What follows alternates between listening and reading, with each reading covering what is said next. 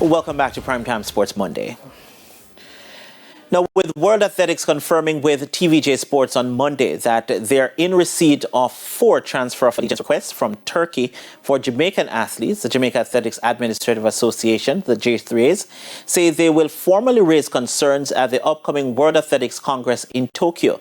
Kian Reyna has the latest. Still smarting from reports that 4 Olympians, including 3 medalists from the Paris Games last summer, are switching allegiance to Turkey, the leadership of the J3As on Monday said they are already working on a formal submission to be presented at the World Athletics Congress in Japan in September. It will be raised. We are putting it in black and white, and we will be sending it to World Athletics to be heard at the Congress.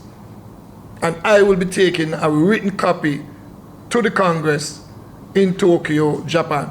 World Athletics needs to look at the situation critically to see exactly what is happening and the fact that it can destroy the sport.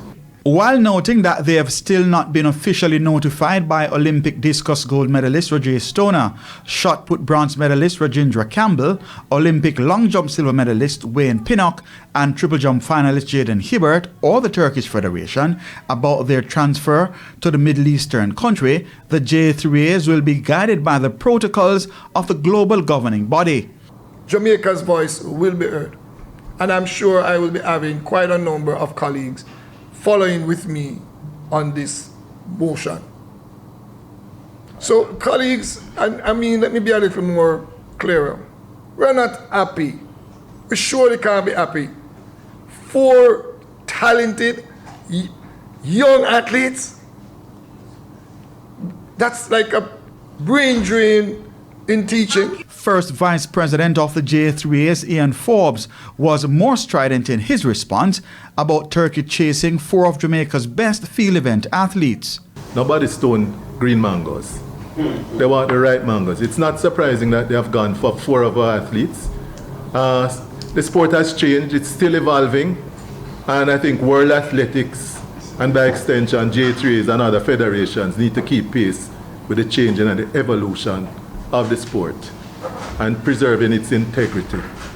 So it's not surprising that they would have gone after our athletes, cherry picking and using, I would be on the surface, financial incentives. We have seen other emerging countries going about it differently. They recruit our coaches and other coaches to try and build. But it is obvious that Turkey's strategy is to go for the financial inducement to get the athletes to switch. Forbes warned that nations offering large financial incentives will erode the gains made by smaller, less developed nations. The whole process, I think, has to be looked at. World Athletics has to look at it and ensure that certain checks and balances are there. And the document also speaks to it. Is it strictly for financial inducement? Speaks to it as mercenary. That's the terminology that is used. I'm not necessarily saying that that's what it is, or even using the term, but it has to be looked at. In football, we know transferring from a club to another, there's a transfer fee involved. I think you alluded to that. So I think these are some of the things that World Athletics need to do. Even with all that being said, the J3A's top brass is wishing the athletes well who've decided to switch allegiance to Turkey. Kian Reyna reporting for TVJ Sports. Thanks, Kian.